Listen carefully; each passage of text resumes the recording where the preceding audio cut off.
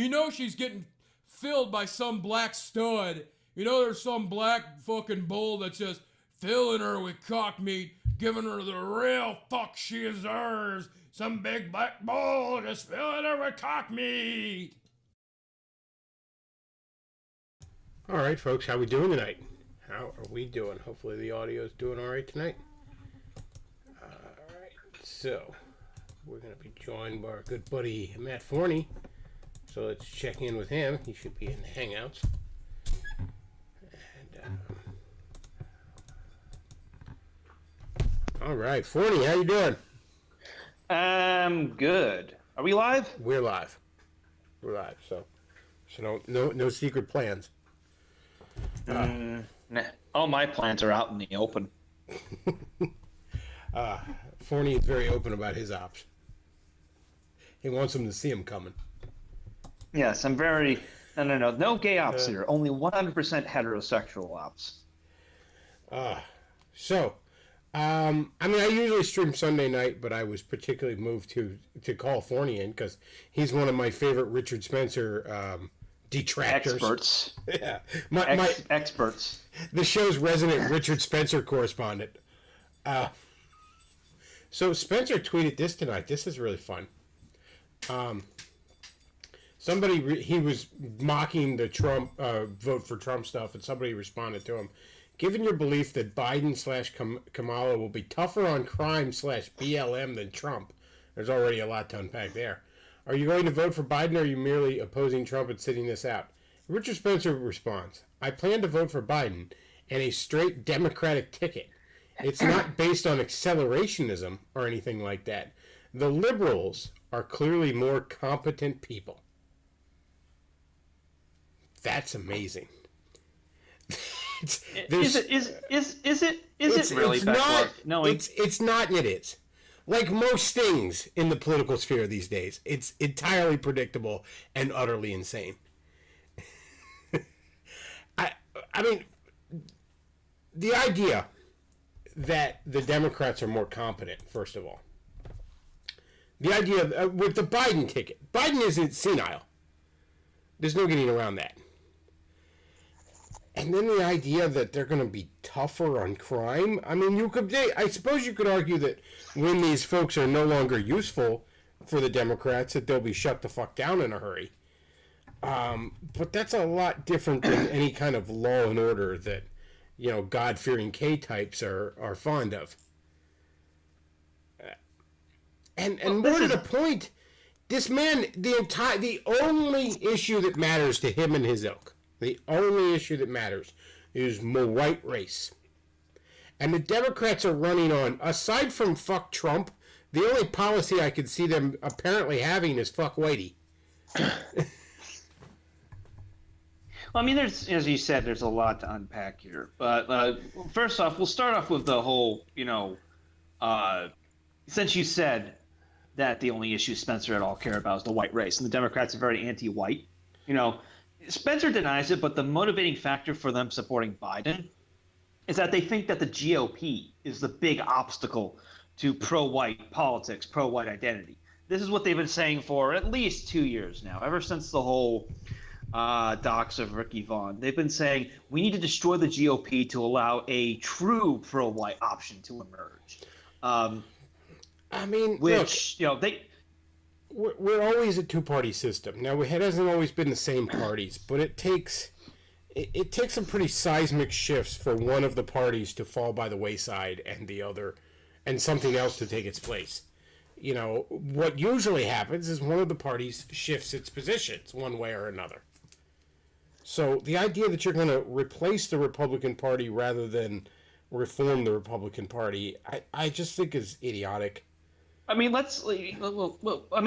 unpacking that notion, our two-party system has been pretty stable for the longest time. There was a period in American history, early American history, where new parties rose and old ones collapsed. But in American politics, it has been the Democrats versus the Republicans since 1856.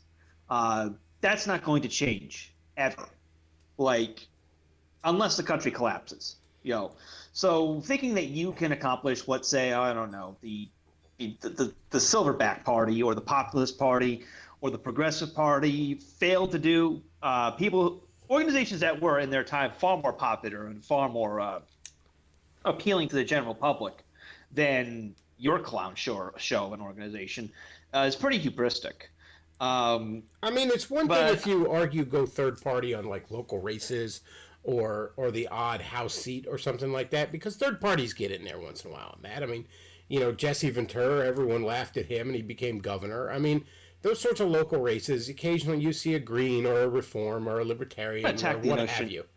You know, but I mean, when you're talking about on a national scale, you if you want to move things in a certain direction, you got to pick the party that's more in line with you, and you got to try and move it in that direction. That's how you do it. You know, there's a reason Ron Paul spent most of his career as a Republican and not a Libertarian, because you got to play the game. Well, I mean, let's unpack the notion. He's been pushing the notion. Well, a bunch of people have been pushing this notion, actually, that the Biden is going to be a better law and order candidate than Trump. You know, and the nomination of Kamala Harris was part of this. Look at all the anarchy that's going on in all these cities. Who runs these cities? Which party runs these cities by and large? I'll grant. Look, I don't believe that what's going on, it appears to be anarchy, but I contend that it is a controlled burn and not a wildfire. Every time these idiots get out of line, you know, they get too close to a government building or to somebody that's connected or a politician's house or CNN headquarters, they get shut right the fuck down.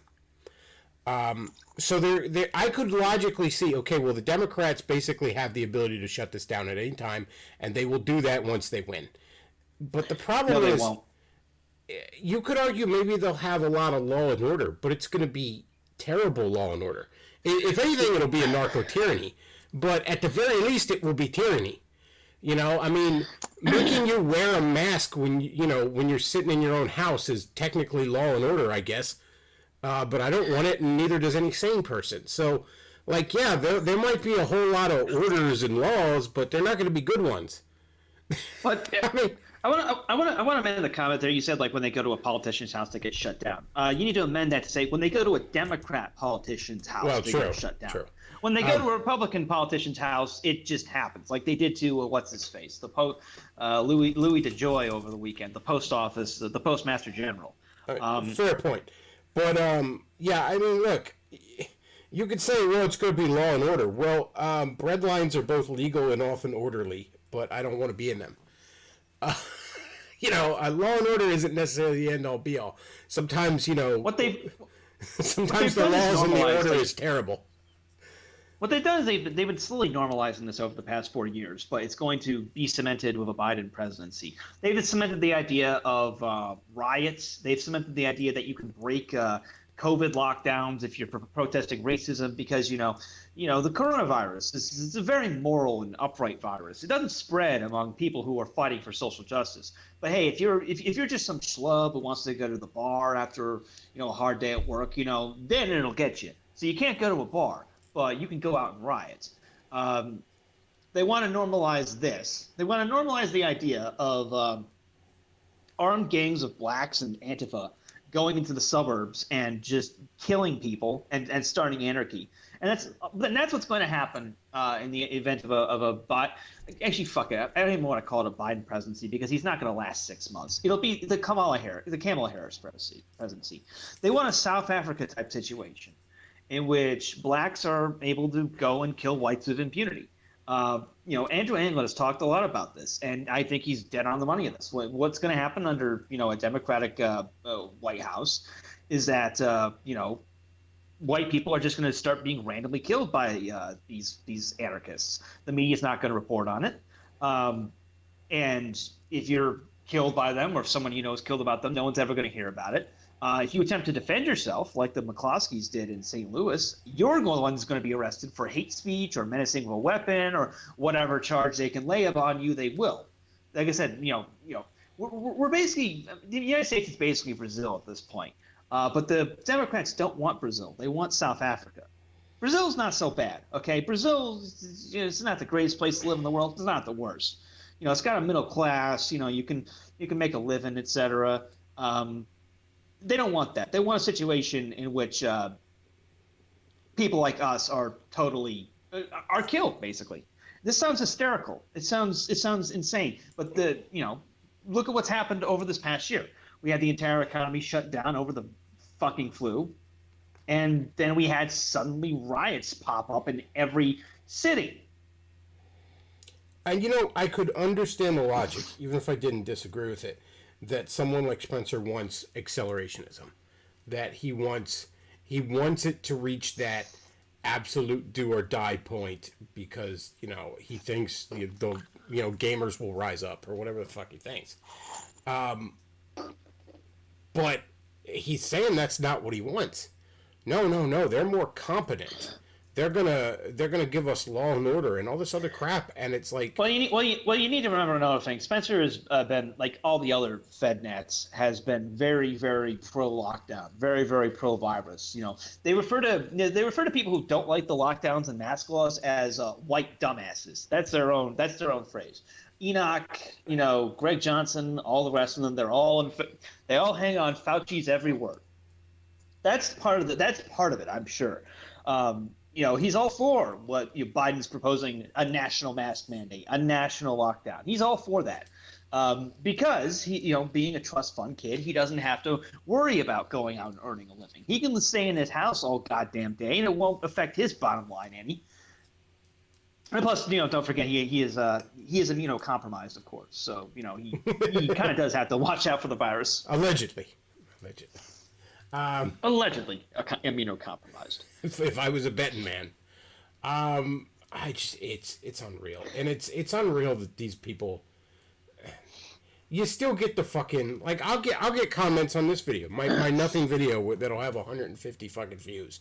At the end of it all, we'll have at least one Spencer fanboy in there, going on about how I'm paid off by the Jews or some nonsense. Oh yeah. The last I don't think I've done a stream in about a couple of months, but one of the last streams I did was on Spencer potentially going to jail over that unpaid bill from his divorce, and there were a bunch of people commenting it to the effect of it because a few days after I did that stream, he got banned from YouTube, and a bunch of comments were like, "Oh, he just got banned from Spencer just got banned from YouTube. I wonder who did it. It must be this fat fucking loser Matt Forney who's just resentful of Spencer because he's successful or some nonsense like that." He's very successful, yes. Richard Spencer, one of the most radioactive motherfuckers on the internet. No, back off. He's very successful at failing. Nobody can beat him in the failure department. I mean, it's like that episode. It's like the episode of the Addams Family cartoon where what's his face is trying to fail at things, but he keeps succeeding, and then near the end he realizes I failed at failing. God, I remember that specific episode. It's weird that you mentioned that. I remember that. That's like the one plot point from that show that actually sticks in my head. Yeah. Yes. And there's another aspect of this as well. It's something to keep in mind when you hear these people whine about Trump, that he hasn't taken action on online censorship. And yeah, this is something they do have kind of a point here, but there's something else to remember. When they whine about how Trump hasn't protected his supporters from getting censored by Twitter and Google and Facebook, these people were never Trump supporters, not serious Trump supporters. All throughout 2016, and particularly right in the period between the election and the inauguration, they were all talking about Spencer. You can look on Spencer's Twitter feed and find this.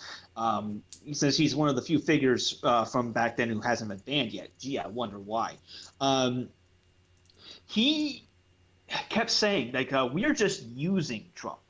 Trump needs us. We don't need him. He's just the first step towards a total white nationalist takeover. They were not serious MAGA people. They saw Trump as a means to an end. And 3 months into it, and these people were already trying to get off the Trump train before he'd even been inaugurated. When he was announcing his cabinet picks, and they're like, "Oh, this is cucky. We can't have Rick Perry as Secretary of Energy." Like any normal person gives a fuck who the Secretary of Energy is. Or knows who Rick Perry is. I'm a politics junkie, and I barely remember him. And then 3 months into Trump's presidency, they all lost their shit over the Syria strike. 3 months in. So these were people who were never serious about Trump or populism to begin with. Spencer himself has talked about repeatedly. He doesn't like populism. He thinks Trump is vulgar and uncouth, too low class for his patrician tastes of drinking Jameson whiskey and cocaine. You got to remember, none of these guys are pro-American.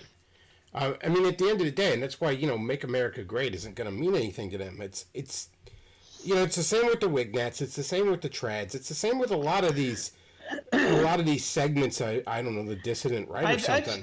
They really fucking hate America. I've had some people yelling at me like, America wasn't a real country. It's just a Judeo-Masonic plot. Okay, asshole, go dunk your nuts in a bucket of ice. Is that why there was like 3 Jews on this continent when this country was founded? I mean, the Jewish population was almost non-existent in America when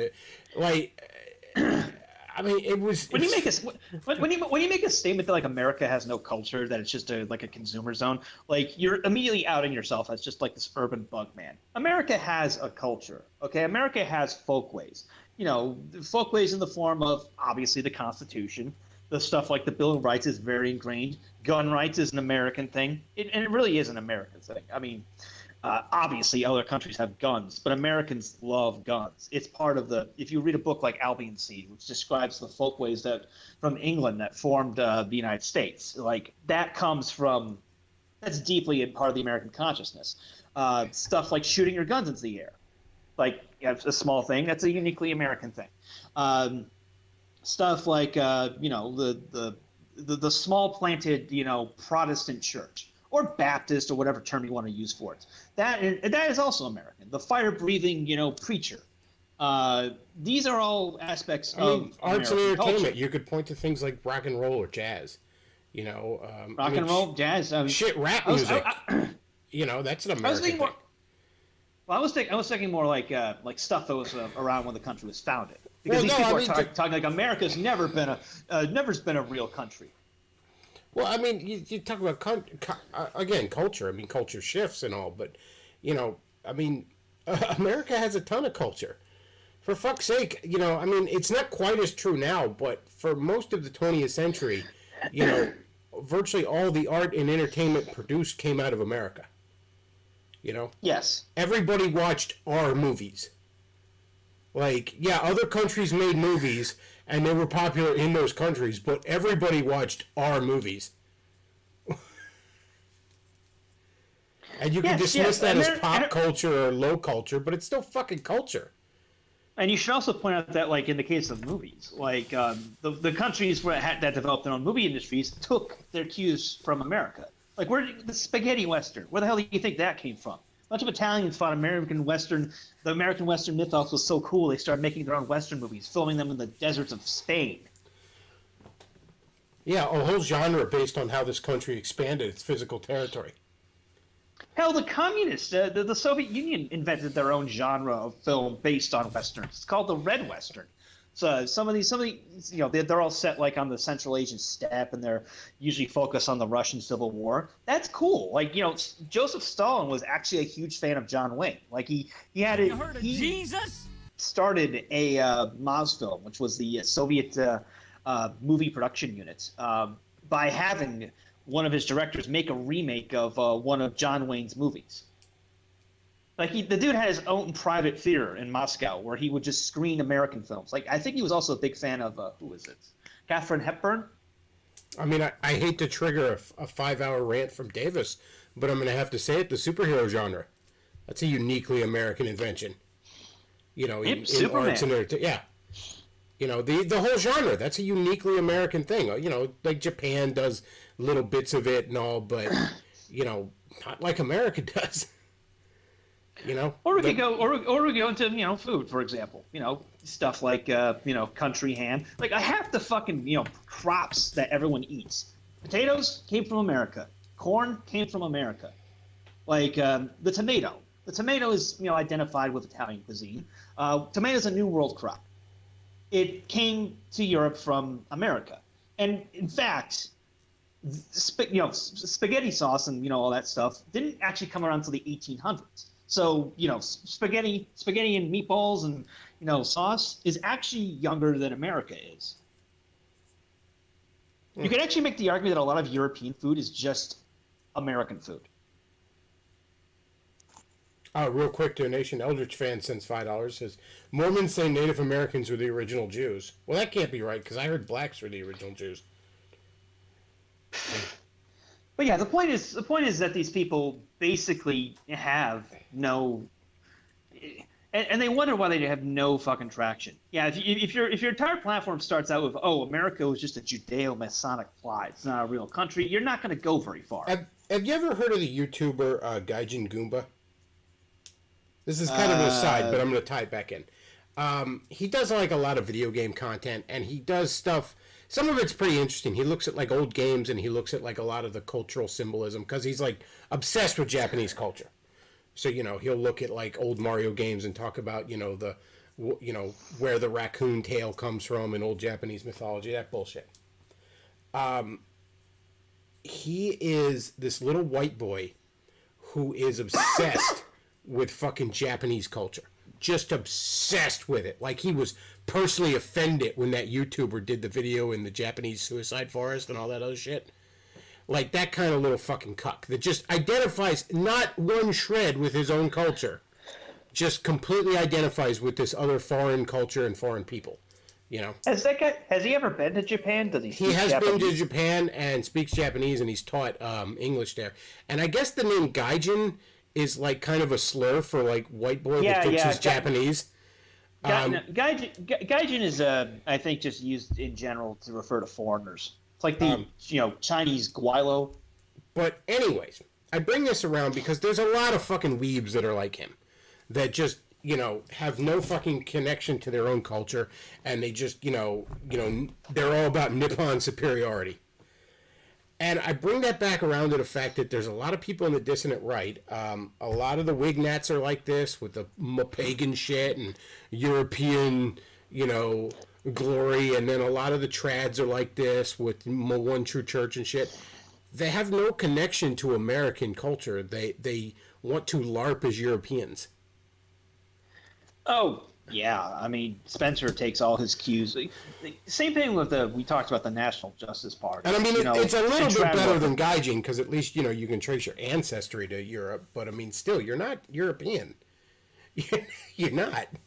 And you're emulating all the failed aspects of European culture. I mean, you realize most white people in America, not only are you, I'm Beckloff, I'm German, right? But I'm not really German. I'm Irish, I'm English, I'm Italian, I'm French. I've got all that fucking shit in me. Wait. You're Italian and French.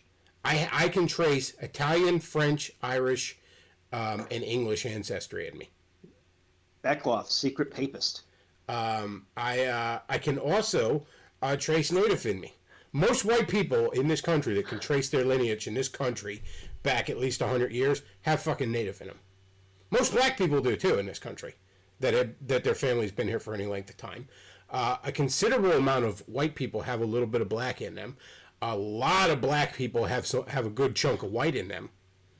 Generally because when there was a half-breed kid, he ends up on the black side of early American culture. That's why, you find more of it on their end. But the point is, I mean, you're white Americans, and also this is true of black Americans that have been here for any length of time, are very distinct genetically from their European and African cousins. Again, we've interbred with each other, and we've almost completely absorbed the natives, like the fucking Borg absorbing. There's barely any of the Native Americans left. So we're very, very distinct. So for me to because my last name is Beckloff, LARP as a fucking German, for example, would be retarded. It would just simply be retarded. Now, trust me, your argumentativeness would not go well over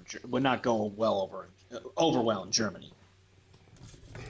Although nowadays, not exactly a culture known for valuing liberty. Yeah, for me to walk around basically, I'm a German. No, I'm an American. Fuck you. Well, yeah.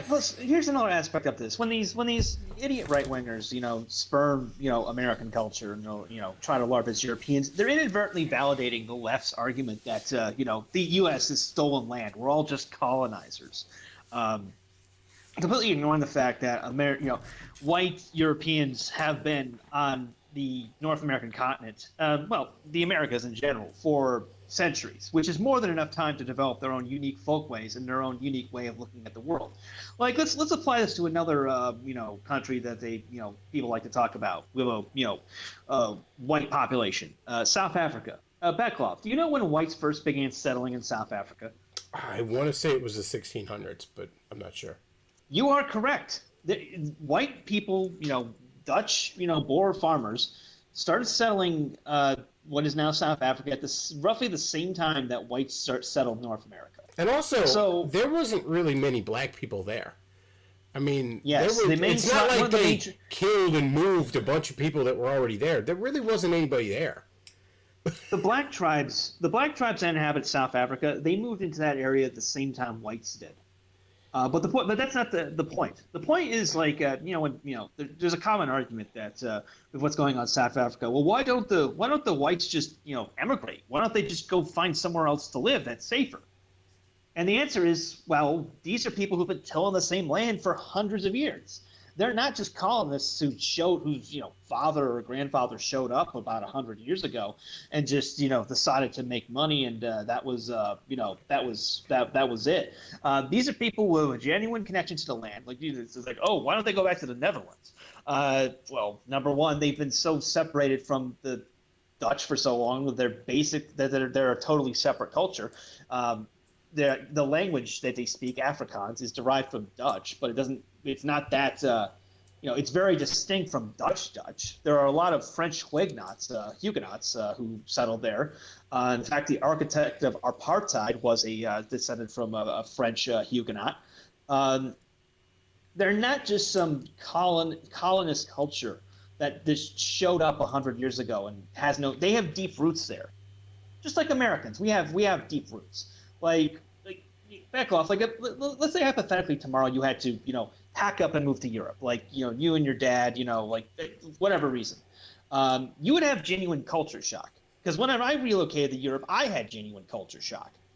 Even if I moved to England, where they more or less speak the same language as me, even the language barrier side, I don't. I'm not English.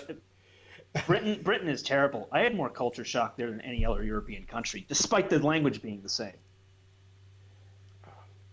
And all that crap like the colonization and shit. Like, look, this whole East Coast was bought fair and square off the natives, so I don't want to hear it. Like, if you got seller's remorse, that's your fucking problem. All right? But no, yes. the early Protestants that came to this country in particular had very keen senses of property rights. More so than the natives they were purchasing land from. And we're like, hey, we want to, and you could say, oh, maybe it wasn't that good of a deal, but it was a deal nonetheless. Now, yeah, the federal government got a little grabby when it came to the West Coast, but hey, I'm no fan of the federal government either. Yes, and it's funny. My perspective on this is like I haven't been back to the U.S. in years, and I like living in Europe. I like living abroad, but I'm still an American at heart. I learned a bit of Hungarian when I was living in Hungary. I learned a bit of Georgian when I was living in Georgia. I like those places. I get along with the people. The women are cute. The food is good. It's nice and cheap. I can live in a major city for like a fraction of the cost it would cost in the U.S. I have access to all the same services, but I'm still not one of them. I've been to Poland, which is a country that I can trace my ancestry from, and while I did feel comfortable there in like a existential sense, I'm not Polish. I'm American. Like that's something that you're going to carry with you no matter where you go. I mean, during the Bush years, it was always the left that was all about like, Europeans are so much more sophisticated and all this other gay shit. And now it's become this dissident right thing, and it feels like it's the same sort of mentality. It's a bunch of people that want to, be. Brendan S. just subscribed. Not really sure what that does for me, but thank you very much for that. But it's just a bunch of people that, just they want to feel superior. Oh, I'm not like these dumb Americans with their hamburgers and their football and all this other dumb shit. And it's like, I don't know. It's all fucking gay. It's all fucking pretentious. you know, and now you got Spencer on here. Well, yeah, the guy with Alzheimer's is clearly the competent one. Like, you're a fucking retard. There's no getting around it. Yes. Yes. And again, don't forget the other factor here. The Spencer's on the payroll of the FBI. All these people are. They've been ordered to cause as much disruption for Trump as possible, and this has included supporting the lockdown, supporting the the mask laws, which is why they get so fucking angry when you criticize them. And now it's voting for Biden and supporting the National Justice Party. Though I should make a note. Spencer has rejected the NJP, and he's apparently blocking anyone he knows who supports them. No, that's. I don't know what's going on with that. A lot of it could be just petty bullshit with each other. I'll explain this one. Spencer doesn't like the National Justice Party for 3 reasons. Number one of the members of the Central Committee of the National Justice Party is Greg Conti, a former associate of Spencer's podcast co-host, who Spencer apparently cucked. Conti's girlfriend and Spencer allegedly had a threesome, which is super weird. And then Spencer stole Conti's girlfriend. So, there's that petty bullshit, number one. Number two, still amazed Spencer is heterosexual. I really would never have put my money on that. I think some of those stories were fabricated. Like, a lot of that shit came out in, 2018. It's like a very bass-ackwards way of proving his heterosexuality. I mean, I'm willing to buy that he's just a fucking dandy, that he's not, he's not gay, he's just a fucking dandy, you know what I mean? Like, not every, that term metrosexual didn't come out of nowhere. Like, there are a lot of straight men that are just very effeminate. But, I wouldn't call him a dandy. I wouldn't call him a dandy. What happened was that, 2016, 2017, he got a bunch of internet fame for the first time in his life, and with the fame comes the groupies. So I don't know, man. I just Spencer's whole demeanor to me. He just seems like a rejected fucking character from Frasier. Like if they wanted to go if they wanted to bring in a fucking Nazi in one of their fucking seasons or something that would get all edgy for Sweeps Week. Like he just strikes me as that I would have bet gay, but I'm willing to buy straight. He's just a fucking Nancy, is all it is. Well, he could swing both ways. But the point is, I think a lot of those stories were fabricated just because Spencer was trying to find some way to prove his heterosexuality. It reminds me of the way Matt Taibbi described Mitt Romney years ago. He described Mitt Romney as the kind of like a awkward kid in high school who spends all night trying to figure out a way to impress the prom queen, and what he comes up with is kicking a kid in a wheelchair. Like, Spencer's like, I'm not gay. I've cucked all my best friends. And I made him watch, too, and I made eye contact with him the whole time. Okay, now it's getting gay. But the cycle back to my point. Point number 2 as to why Spencer doesn't support the NJP. Spencer, like I said, is a very class elitist. He's a very highfalutin, high-class guy. He drinks Jameson. He thinks of himself as a natural aristocrat. And NJP just reeks of white trash because the same people who are running Trad Worker are part of it. And it's got just this Trad Worker, which ended in a fucking trailer park brawl. It's too low class for Spencer to dirty himself with. If you think about it, that is the exact reason why a lot of Republican leaders, especially in the evangelical community, didn't like Trump early on. Now, grassroots evangelicals that work for a living, they liked him, but all the leaders, all the thought leaders, the guys running the think tanks and shit, they hated Trump early on, because he was so crass and all this other gay irrelevant fucking shit, and it was just sort of I liken it to the way Ted Knight's character in Caddyshack hated Rodney Dangerfield's character. Like, it was just that. And you're right, that's probably a big thing. It's probably that same thing with Spencer, where he's just Ted Knight going, oh, I never. Yeah, and also there's number 3. Spencer is not going to accept any organization that won't crown him as king. His ego is that bloated. He doesn't want to be a follower. He wants to be a leader. The Irini factor. There you go. or should be. And keep in mind, Spencer has always hated like the trad worker types. You know, Matthew Heimbach, the former capo of the trad worker. Spencer banned him from his conferences years ago for being too trashy. They later became friends of convenience, but that was driven by the fact that Spencer needed security for his college store. And Identity Europa, the group that had been providing security, basically told him to fuck off. We don't want anything to do with you anymore. So the trad worker neo-Nazi trailer park goons were the only people willing to step in.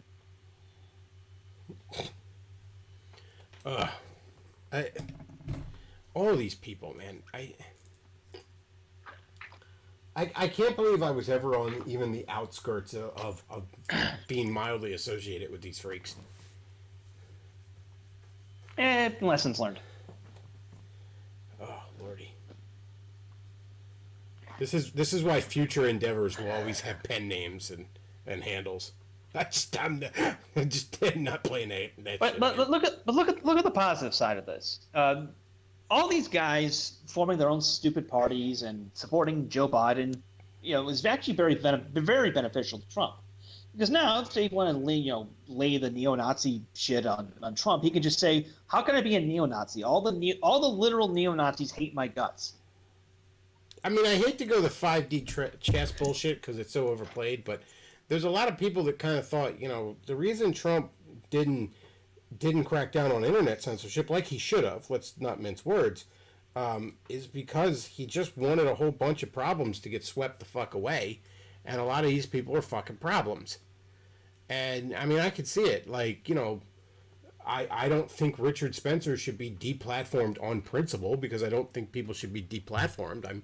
I still contend that the standard for all these social media sites should be, if it's legal, it's allowed. Like, period. Plus, when they get deplatformed, it's much harder to find all the cringe they say. Yeah, it makes it harder for me to find their videos and laugh at it. That said, though, I'm also not necessarily like the world's not worse off for Richard Spencer having less of a fucking microphone. So, on a pragmatic sense, I'm not going to cry a fucking river about it. Yeah, I mean, out of principle, in the principle way, I want Richard Spencer to be free to say and do whatever he wants. On the pragmatic side, I'm wishing that the Trump DOJ would just throw him in a dungeon until the election is over. I mean, there's a lot, NGP cons. There's a lot of people online that I feel that way, where it's like, yeah, on principle, I think you should be free to say whatever you want. Pragmatically, I find it funny when bad things happen to you. Yeah, I mean, a couple of years ago, I went to Poland for the 100th anniversary of it was the 100th anniversary of Polish independence. I went there for that big march in Warsaw, and the couple days before the march was scheduled to start, the Polish government went and arrested a bunch of literal neo-Nazis. Like, there's actually a literal neo-Nazi group that goes around Poland burning swastikas in people's yards, which is, being a Polish neo-Nazi is kind of like being a Canadian Mormon. It's how does that even work? But the Polish government didn't even charge him with anything, just threw him in remand for a few days, and the whole point of that was to make sure they couldn't go to the independence march and cause trouble. Was that fair? Nah, probably not. Was it a good thing given all the stress the government there is under because, they're anti-democratic and they're far right and they don't like gay people and they don't like migrants? Yeah, it was the right decision to do from a pragmatic sense. Get all these fucking losers off the street so they can't go and burn a swastika on what is the most important day in Poland that year. Well, I mean, getting back to these neo-Nazis, it was always un-American shit. Like, the whole idea of embracing the fucking Nazi symbolism. Like, look, I mean, I know as soon as I say this, John Steele's ears are perking up somewhere and he wants to call in. But, like, look, you could sit here and argue about, what is and isn't, history being written by the victors with World War II. But the point is, Nazis are cartoon characters. They're cartoon villains at this point. Whether that is or was or deserved is at this point, frankly, irrelevant. They are almost not even historical figures at this point. They are the bad guys that Indiana Jones and Captain America beat up. Okay? That's all they are, really, in the eyes of most Americans. And that's all they'll ever be. So LARPing as a Nazi is basically like running around as a Satanist or running around as I don't know, like fucking Cobra from G.I. Joe or something. Like you're just running around just openly declaring you're the bad guy. There's a maxim in advertising that goes like this: if you have to explain why something isn't shit, it's shit. Because advertising is all about the quick image. You see a banner, you see an ad, you see a billboard, whatever. It burns a sort of image into your mind. If you have to start explaining the image and all that, you've already lost. Because the goal is to trigger people's emotional impulses, to get them to buy something or buy into something, as it were. I mean, frankly, the left is making the same mistake with a lot of open communist shit. It's not as bad because obviously the media didn't beat that drum as much, but most people are not going to get warm and fuzzies when they see a hammer and sickle. Okay, and you're trying to explain like, no, I support this policy they did, but not that. Nobody cares. Nobody wants to hear it. Yes. Part of the mythology of this country is that we fought and won a war against Nazis, and we fought and won a Cold War against communism. You're not going to... The defeats of both of those are ingrained deeply into the American consciousness. You're never, ever going to extricate that. It doesn't even, you can make all the intellectual arguments and say, like, oh, Hitler, you can go full retard and be like, oh, Hitler did nothing wrong. Or you can even say, well, Hitler was a bad guy, but he had some points here, here, and here. It doesn't matter. It's all about the emotional response. And the emotional response the average American has to neo-Nazism and to a lesser extent communism is revulsion. Yeah, that's the bad guy. Like most people who don't understand politics, they just know, well, that's the bad guy. Yes. And it's also, again, a fucking foreign ideology. I mean, if you want to go back to what... I don't think any of these people actually read what Hitler actually wrote. Hitler himself said that National Socialism was not an ideology per se. It was something for the German people at a specific time in a specific era. And Hitler, openly despised non-Germans who tried to LARP as Nazis. He's like, that's ridiculous. You have to have your own movement. You have to have your own ideology that's attuned to what your country needs. So these idiots aren't even, these idiots don't even grasp that. Well, again, it's not. They want the shock value. They want to, they think that it. Okay, like you put an edgy meme on 4chan or 8chan or whatever the fuck it is now, 16 fucking chan, and and everybody thought it was funny. Well, that's not going to work in a crowd of just fucking normies that have 9 to 5s. They're going to see that and think you're an asshole. Like, and it doesn't matter what your points are.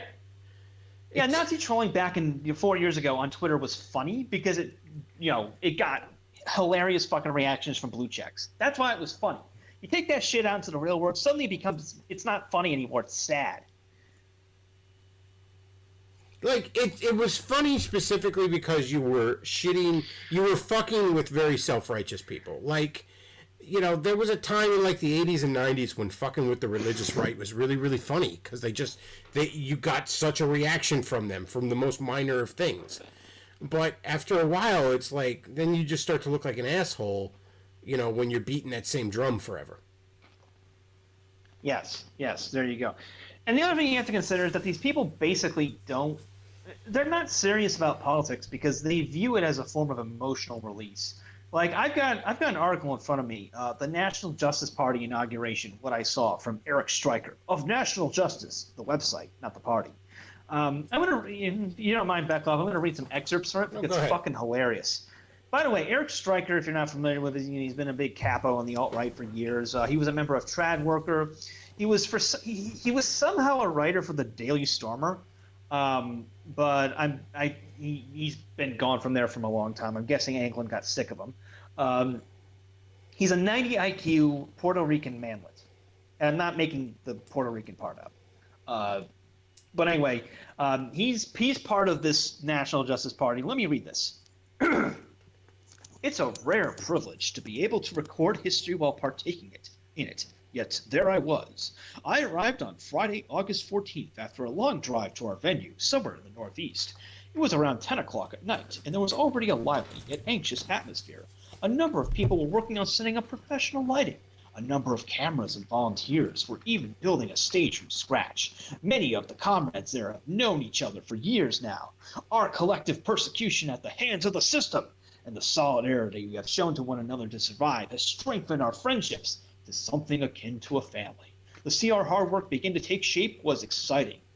God, I love the fucking ego. You're watching history being made. No, you went to go get drunk with your buddies at a fucking meetup. I still can't get over the fact that they're called the Justice. What are they? The Justice Party? The National Justice Party. Fucking Justice League over here. Like, that's such terrible branding right now because you already have the Justice Democrats. You already have like that social justice wing of the Democrats. There's also called the Justice Democrats. That's an official, like, I don't know, super PAC or something you could donate to. But that's the brand of AOC and her little Muslim sidekick and the rest of her fucking gang of brown girls. Like, that's already their fucking brand. So you want to call yourself something that sounds just like it? Yeah, I think there's also the Justice Party, which was a kind of a big deal around 2012 because they were, super critical of Obama. They were basically like proto Bernie Bros. But anyway, let me continue with the article because it gets better. It gets better, trust me. After the work was done, we broke out in festivities. Many assume nationalists are dour and dry Puritans, but this energy has marginally moved to the left. Our world is full of laughter, love, and hope, while anarchist and communist groups are riddled with paranoia, violence, and privilege checks. In the modern world, it's the closest you can get to what Ernst Jünger described in his memoirs, without getting shot at. To watch the bridge behind you burn alongside others is an intense experience that will change your soul for the better, forever. So this idiot's comparing.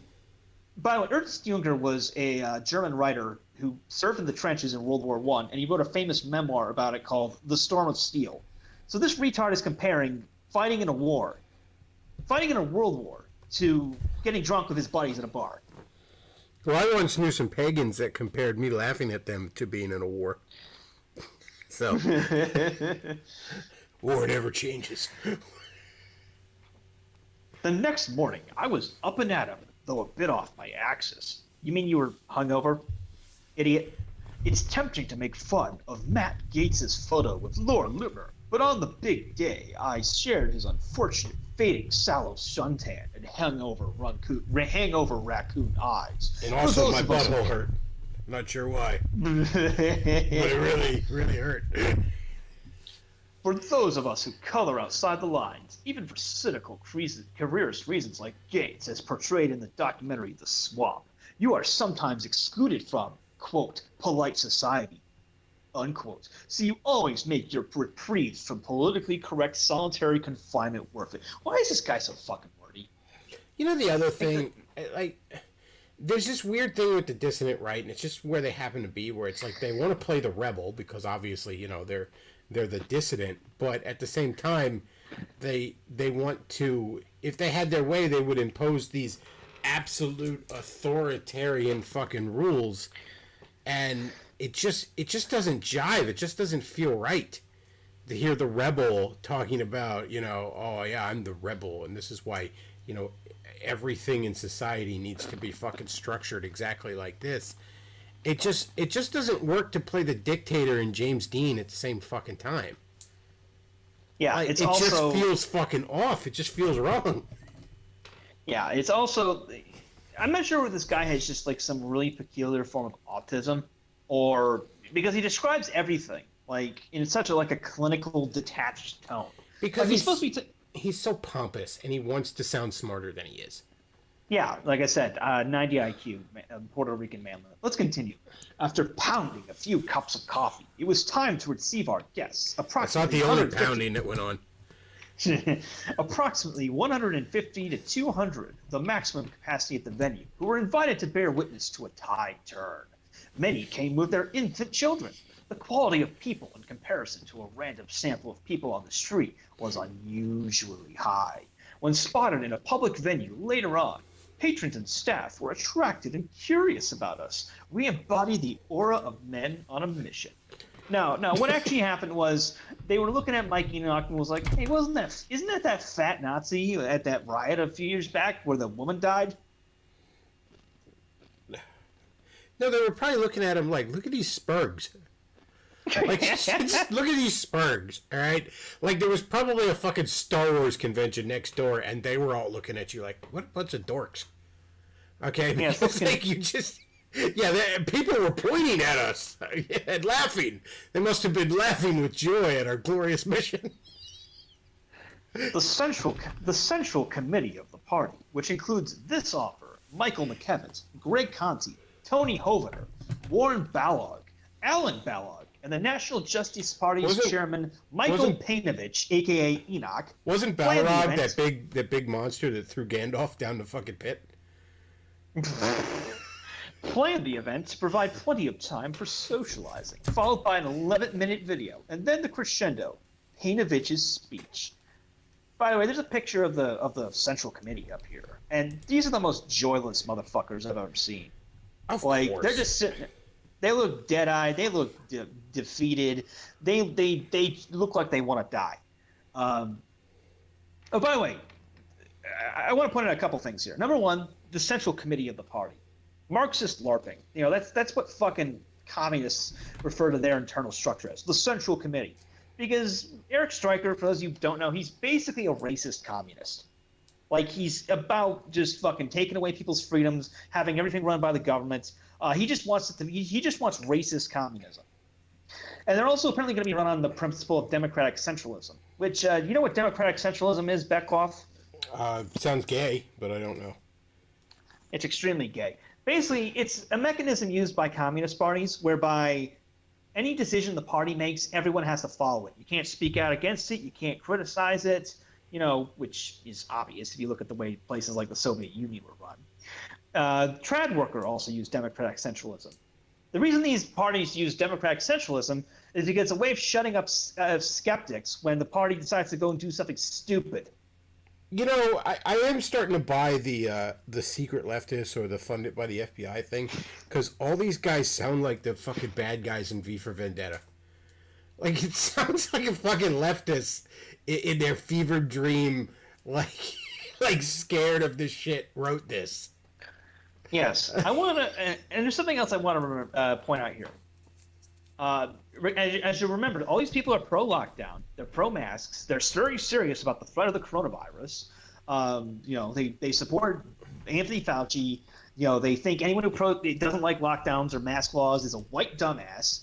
The pro-white people, by the way. And yes. Let's. But you can't see this picture, Beckloff. But the biggest thing I don't see them doing is wearing masks. Send me a link to this on Skype. I'll throw the article up so we can look at the picture.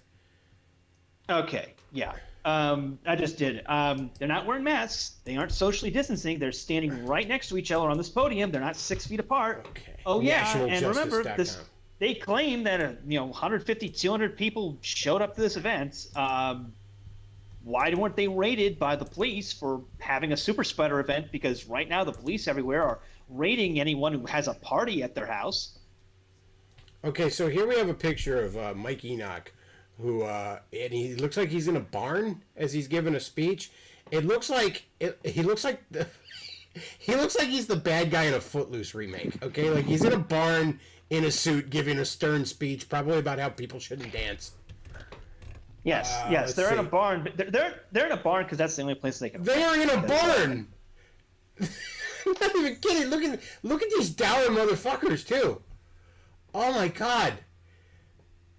They're in a barn because it's the only place they can rent because anywhere else will kick them out for being neo-Nazis. You're right, dude. I just want to zoom in on this picture. Let's go to view image.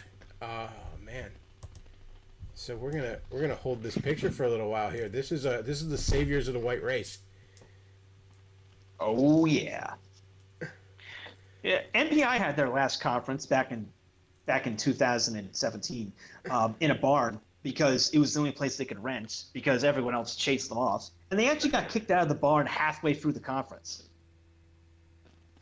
Like, the owner figured out who they were and was like, yeah, we don't want you around here. So he says, is it from Far Cry 5? Well, they're dressed a little too good for that, but it's similar to that. Oh. But anyway, let's continue with the article because the best is yet to come. Meeting friends I have not seen in months and making new ones brought me great joy, especially after months of lockdown across the country. Joy. Real quick. 11-minute This guy video. right here. I'm sorry, guys. Sorry to interrupt you. This guy right here. If you've ever seen the Daredevil show on Netflix, which by the way is great, you should check it out. I'm currently going through season 3. This guy looks like the fucking assistant to the Kingpin in season 1. Like that same fucking beady-eyed little shit in a suit. Just go Yes. ahead, man. The 11-minute video was depressing but informative. An unelected Zionist cabal arbitrarily chooses who has rights and who doesn't. Every institution loathes America's Like the European right to majority not- on racial grounds. The right to not wear a mask and just go to Applebee's in fucking peace. How about that, right? The traditional family is under attack. Working people suffer food insecurity while the oligarchs grow in power, all while the cloud of pedophile suspicion threatens to start pouring rain on virtually every major elected figure personality who steps out of line, thanks to the Epstein scandal. This is Wait, America. whoa. Is he whining about like there's too much pedophile suspicion on all these politicians? It's phrased pretty awkwardly Oh there. man, Sounds all like these poor politicians they didn't do nothing. They just went to Epstein's Island because it had really good mojitos. Okay, you don't understand. The best fucking mojito you could ever have. Sure, there's like little girls getting raped, but I came there for the mojito. Okay. Despair. Hanovich then took to the stage to give the greatest speech of his life. It was rousing, loud, direct, and animated. Everything consultants and public speaking trainers tell you to avoid. The energy in the air was inexplicable. People were hanging on his every word. The room was in a pure transcendental state. Men, including myself, lost control of their inhibitions and began tearing their pants off to fuck each other. I, Roto-Rooter Tony Popador's asshole, Oh man. Sig hailing every 14th thrust until I detonated deep in his intestine.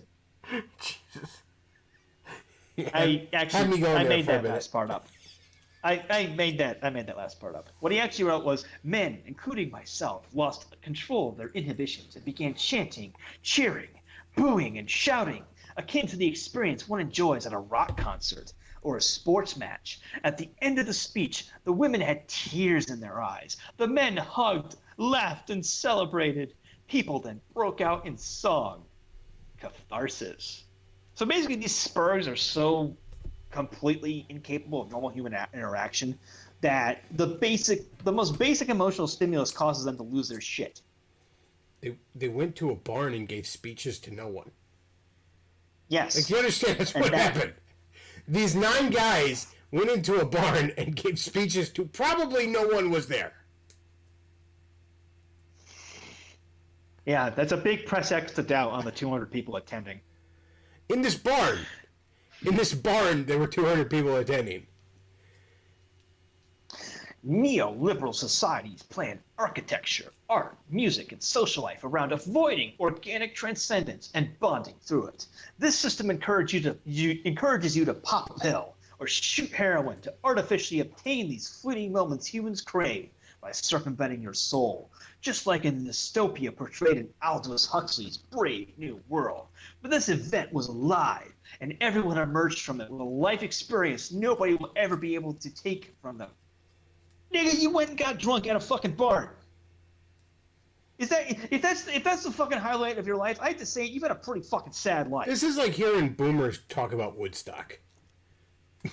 like I got high and went to a shitty concert 50 years ago.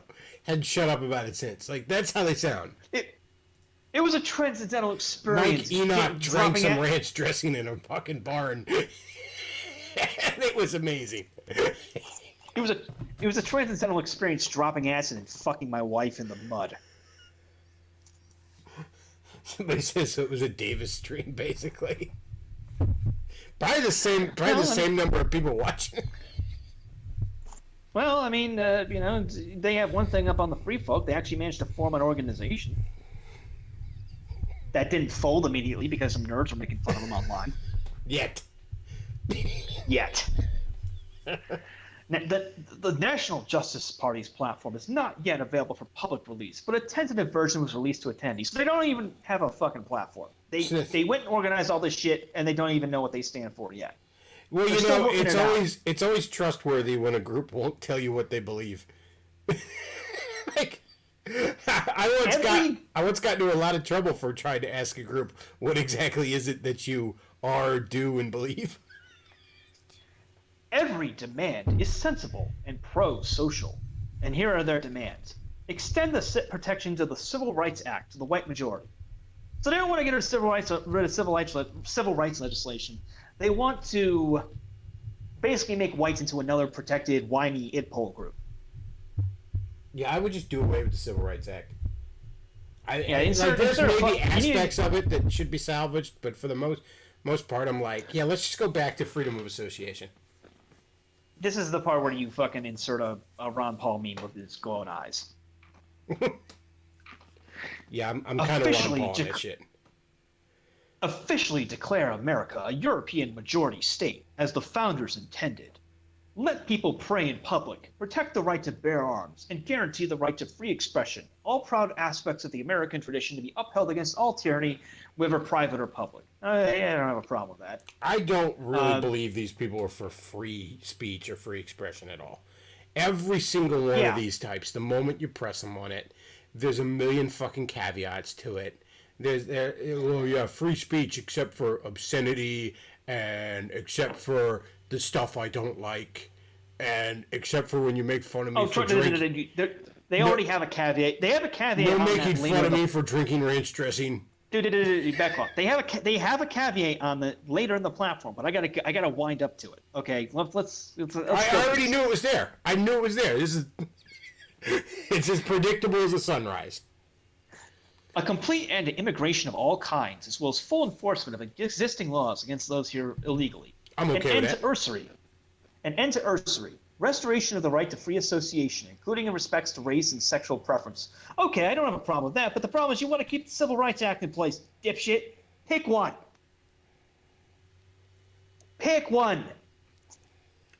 You can either have the right to free association or you can have the Civil Rights Act. You can't have both.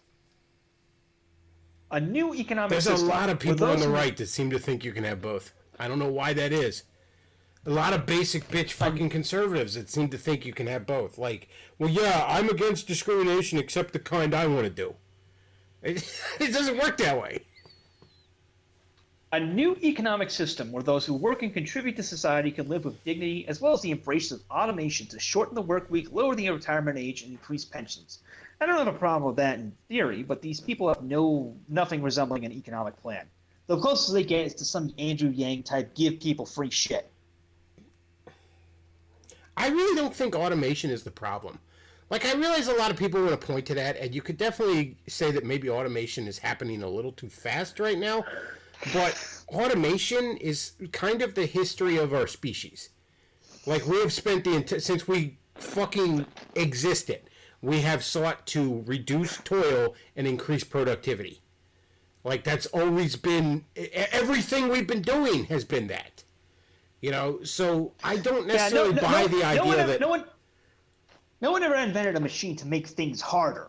Like, if there's a machine, let's say there's a machine tomorrow, like, I've seen one that's like this automatic bricklaying machine, like a prototype of it, that can basically build a house in a fucking day or something, and it's like, oh my god, that'll put all these house builders out of work. And I'm like, yeah, but in theory, shouldn't that also drive down the cost of a house to like $400 or something? You know what I mean? Like, shit will tend to balance out. I think we have problems like usury, that sort of thing. We have, problems with inflation and all. I think we have problems with our basic fucking currency at this point that's causing all these economic hiccups. I don't think it's just, stuff is easier to make now. Well, yeah, in theory, wouldn't stuff be cheaper then? Okay. Let's continue. A culture of respect for motherhood, the family, and a complete ban on unnatural sexual practices being taught in schools. Okay, I don't have a problem with that, but the problem is none of these people have fucking kids, so how can you fucking trust them on that?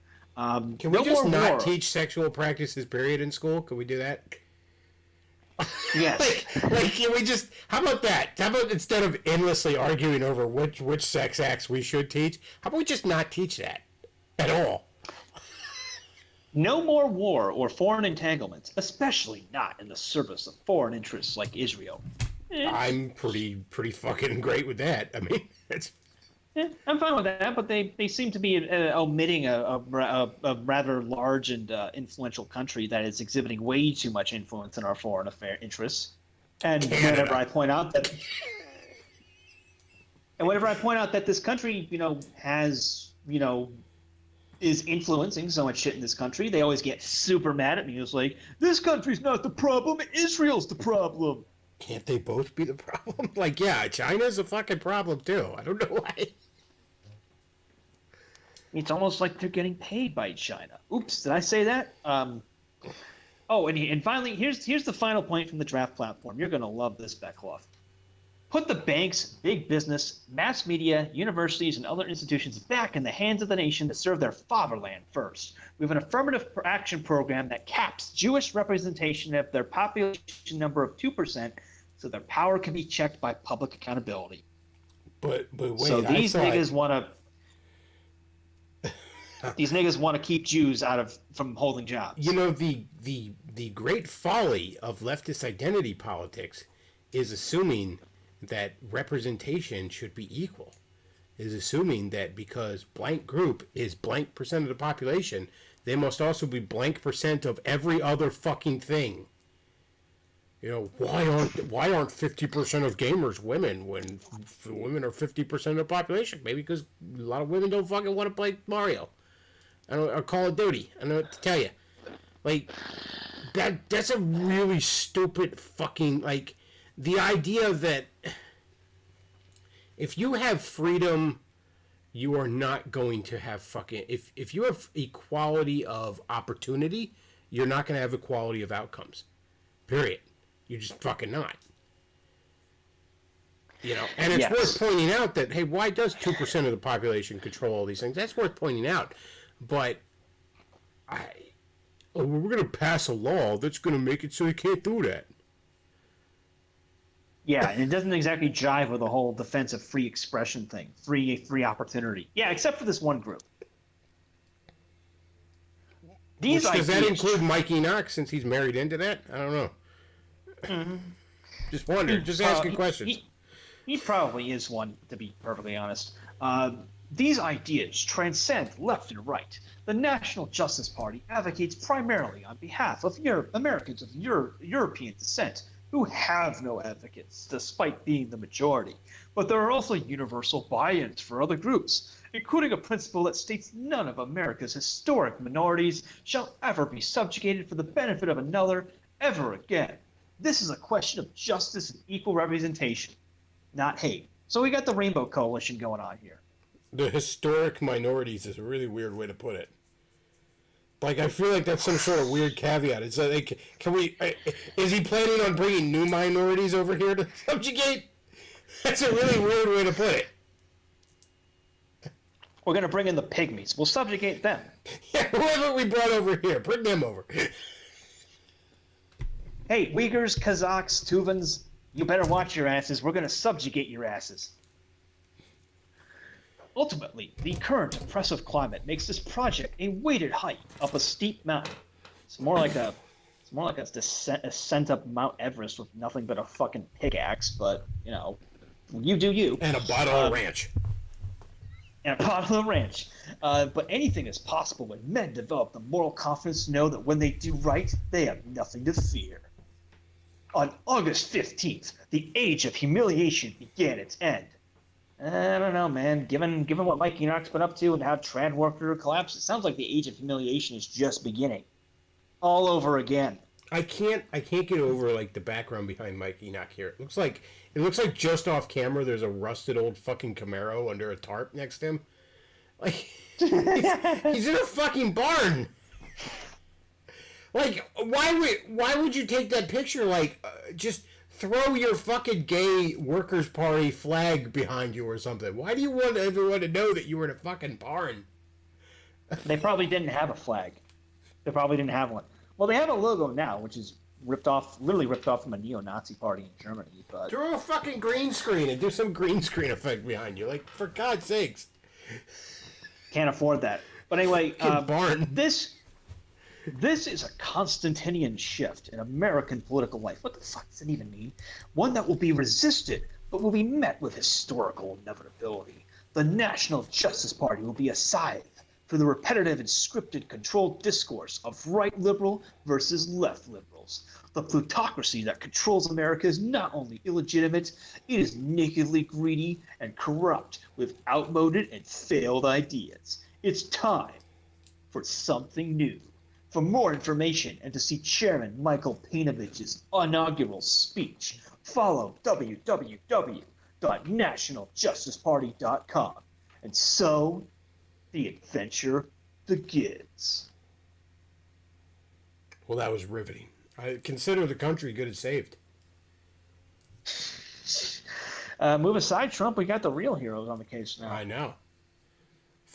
Fucking President Enoch on his way. Fucking the Hidden Valley administration. Oh my God. What a fucking retard. Good God. Oh.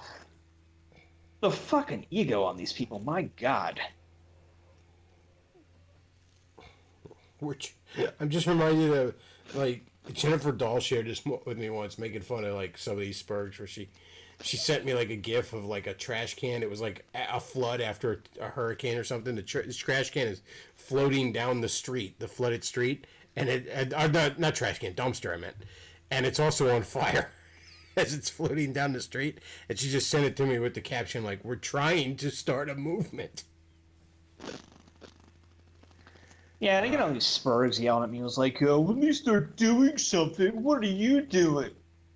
Hey, to quote the great philosopher Common Filth, activity is not achievement. If what you're doing is counterproductive, then yeah, you are fucking better off doing nothing. God, I had a lot of people when I was going after Free Folk. Well, they're doing something. I'm like, yes, something stupid and gay. And I'm not doing something stupid and gay, so I think that's a leg up here. Yeah, someone was all like on Twitter, was like, why don't you have the balls to form your own political party? It's like, why the fuck would I form a political party when there are far more useful things I could be doing with my time, like pounding nails for my dick? Yeah, Matt, why don't you form the liberalists? The liberalists. Fucking. That's all this is. It's Sargon with the liberalists. Remember when Jim made fun of his suit, so he formed a political party to feel fucking big again? It's just they're just stroking each other's fucking dicks here, metaphorically, if not literally. Well, to Sargon's credit, he gave up on the liberalists pretty early on and joined UKIP. Just in time for it to die. Well, he was, he fucked up, but he's moving in the right direction. These idiots are. Like I said, the main damage these idiots are going to do is that they're going to start doing goon rallies again, which is going to conveniently redirect the national conversation away from Antifa burning every fucking city down while the Democrats do nothing to stop it. It's going to redirect the conversation away from mask laws and lockdowns and back on scary neo-Nazis that have been emboldened under Trump. Yeah, but again, these guys all hate Trump. So that is an absolute point that needs to be hammered. And I get that the mainstream media isn't going to do that. I get you can't even rely on fucking Fox News to do something, but make sure it's just known that these people, they fucking hate Trump. They always hated Trump. They always hated America. They hate everything that made America fucking great. Their stupid fucking ideas never put a fucking flag on the moon, and it's never going to. Half of these people probably don't believe the moon is real. All right? The moon is just a Jew hologram. It's just a hologram. There's no flag on the moon. It's just a hologram. The Earth is flat. Dinosaurs aren't real. The moon's not real. Gravity's not real. I think this was on the My Posting NPC forum, which is unfortunately closed to public access now. But they summed this up like years ago perfectly. This was after Trad Worker had some stupid rally in Kentucky or something, and the image was on the left the Traditionalist Workers Party. It's a bunch of neo-Nazi fat goons dressed in all black, and on the right, a traditionalist Workers' Party, and it's a picture of a Trump rally with dudes praying and doing the Pledge of Allegiance. You've missed the fucking point, guys. You're so far off the reservation, you're in another county. Well, I mean, these are traditionalist worker party made up of men that have never worked a fucking day in their life. Like, there's something to be said for having actually and who worked. and who aren't traditionalist, as evidenced by their sexual proclivities. There's something to be said for having, fucking worked for a living.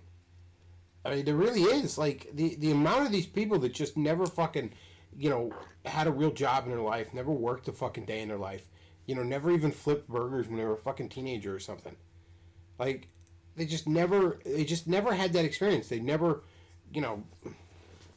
I can think of somebody I famously beefed with that, had never once in his life held down a job for more than a year, except for the military where you're not allowed to quit. Just get a fucking job. I'm the Workers' Party. Okay, where have you worked? Well, I made a lot of money for several years saying the N-word on YouTube. That's not the same thing as, you worked a fucking factory job, or, you were a mechanic or a plumber or whatever. Well, these people approach politics the way a Coomer approaches sex. It's just about this masturbatory self-congratulation of like, oh my God, I'm doing something. I'm so excited. You see the way Stryker described all these fucking, how all these spurgs just couldn't contain themselves midway through Enoch's speech, and now they just start singing and crying and all this shit. They're not looking to accomplish a serious political objective because that requires work, unglamorous, work. Doing scut work for some local GOP organization or whatever. So they go for the quick burst of emotional release. They go for the quick cum shot, whatever gets them to their state of euphoria the fastest, no matter how destructive it is in the long run. How destructive and counterproductive. Like I said, it's a joke. But don't worry. Spencer's not going to support that party. He's riding with Biden. He's riding Biden because the man who doesn't know where he is definitely the more competent one. Yep. Yeah. So just I don't know. Fuck these people. By the way, I'd like to point out, since you put up that picture of Mike Enoch, if you watch the speech, it's pretty obvious that he's in a, shall we say, Arini-like state of dementia and short-term memory loss caused by alcoholism and exacerbated by obesity. Like the dude slurs his words constantly. Like he's got this vacant, glassy look in his eyes. He's unable. Eyes, like a doll's eyes. He cannot regulate his emotions. He's very emotionally incontinent. His face is all flushed and red. That dude is going to be Joe Biden in 5 years at this rate. Mike Enoch's eyes show no emotion until he bites India. Because I don't listen to the Daily Show because if I want the federal government's opinion, I can just go to their website. But the handful of times I've listened to the Daily Show in the past couple of years, he's always fucking drunk. He's always slurring his words. He's always tripping over them. He's obviously fucking drunk. He spends every day plastered on the cheapest vodka he can find because that's all he can afford living in Sven's basement. That dude is going to be fucking dead in 10 years. See, Matt, some alcohol-related disorder. I don't know if you get the genius of the Daily Show, though. You see, it kind of sounds like their name is The Daily Show, which you may remember was a relevant leftist comedy show from 15 years ago. Very funny. But instead of show, they said Showa. See, I don't know if you got that subtle humor there. Yeah. They have another podcast that's called Fash the Nation, and that's very funny because it's a reference to a popular public affairs show called Face the Nation. But instead, get that back off. It's super hilarious. They're gonna fash the nation. They're gonna make it fascist. Because that's yeah. See, because that's edgy. The edgy boys. Yeah, man. it's totally relevant. Back in Totally 1999, they still. used to listen to Korn. Okay, they're edgy boys. Yeah, they listened to Marilyn Manson, and they wore the makeup. See, because they realized Shop when they at Hot listened to, Topic. they realized that we're all living in the dope show. Yeah. That's when they started to see through the lies, man. God. And they have a bunch of other shows with the word "goy" in the title. Well, there's another way you can look at this as well. It's a money laundering grift because TRS finally, after many months, years perhaps, lost their credit card payment processor. So they've been cut off from the easiest and most convenient way for people to pay for their precious paywall. Right now, if you want to become a premium TRS subscriber, you've got to do it through Bitcoin or money order, which has seriously cut into. Send them checks to Yeah, their send PO them- box. Yeah, send a check with your real name on it to their PO box. Still safeguard that information. You can trust them. Which is, I'm sure, seriously cut into their into Mike Enoch's vodka budget. I mean, I know Andrew Anglin has been banned from fucking everything and can only use Bitcoin, and he's written about his money troubles. So I can't imagine how well they're doing, seeing as they have a much smaller subscriber base, a much smaller audience. So maybe this is just a way to fucking funnel money into keeping Enoch well supplied in Sky Vodka and Hidden Valley. They should look into starting a pagan cult. I hear that's all Yeah, the rage yeah. these days. Yeah. Assuming they last long enough, they're probably gonna get fucked hard by the FTC, which requires you to document all this shit. Nah, it's fine. You just put stuff under miscellaneous. It's like fucking 80% of the budget under miscellaneous. They're gonna pull it. They're gonna do what Cenk Uygur did with Wolfpack. They'll just make everything an independent expenditure. Mike Some Enoch's accountant's Sky gonna look Vodka. over. Some accountant like, dude, you can get away with like 3% of the budget tops under this. Okay, what are you doing? Miscellaneous.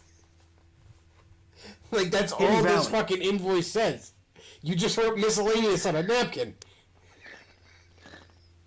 It's not even spelled right. Mr. Enoch, why did you purchase $500,000 worth of Hidden Valley Ranch? It's an independent expenditure, sir. It says here you broke a hot tub. Well, I tried to fill the hot tub with the Hidden Valley Ranch. So we're gonna need a new hot tub. Says here you were hospitalized for glycine poisoning. Had too much Hidden Valley, sir. I love how your Mike Enoch sounds like Beetlejuice. I love it. This is And it kind of fits. well, he does sound like that, Nice fucking model.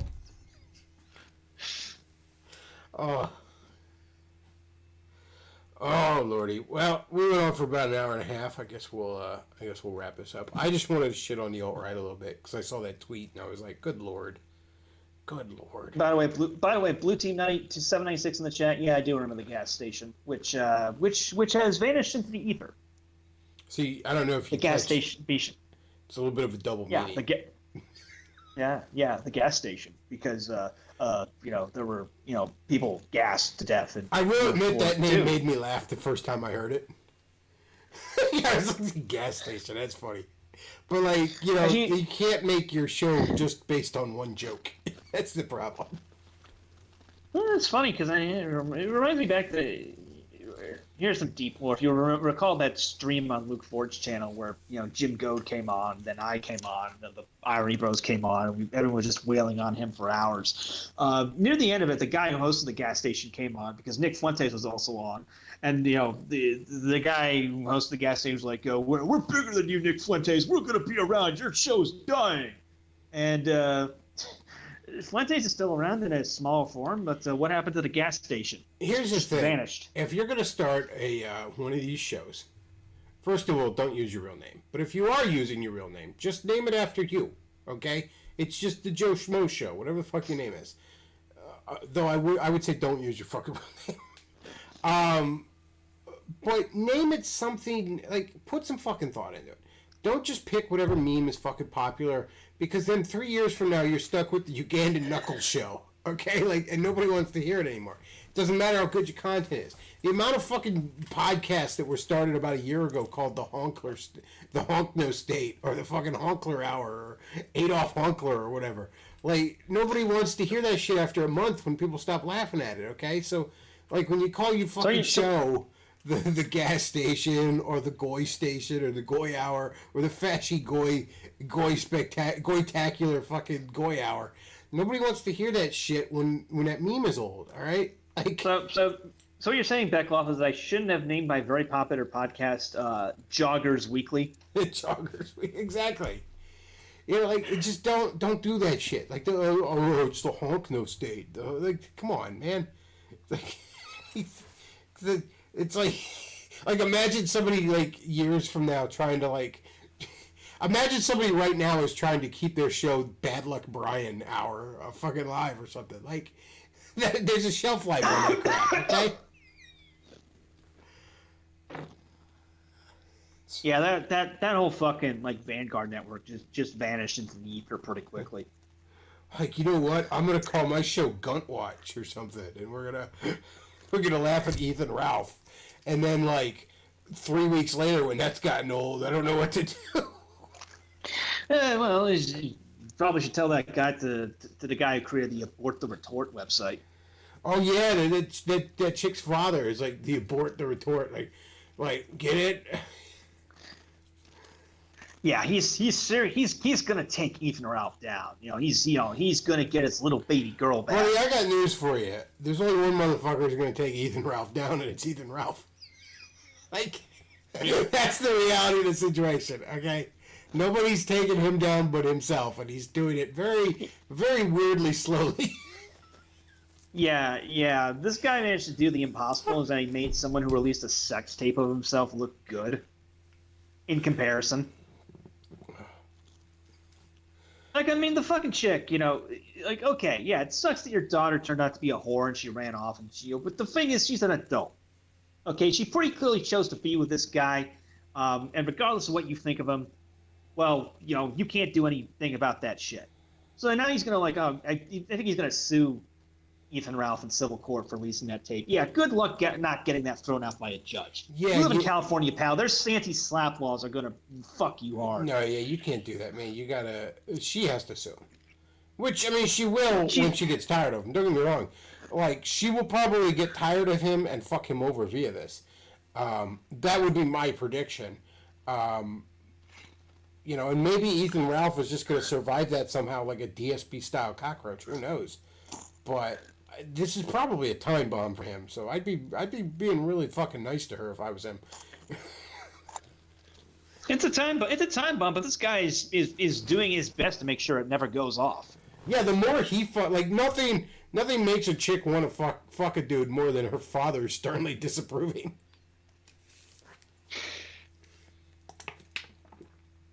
Yeah. So it's like, yeah, I read the fucking spiel he posted about, like, we flew out to, she lied and went to Virginia, and then we flew out together, and then, they put her in a fucking mental hospital, and she signed some form allowing herself to go back to Ralph. So it's like, dude, just give up. Yeah, it sucks that your daughter ran off with this, low-grade, Z-grade internet celebrity, but there's nothing you can fucking do. Aside from, patiently wait for her to come to her senses. You can't save someone from themselves. Yep, there you go. Well,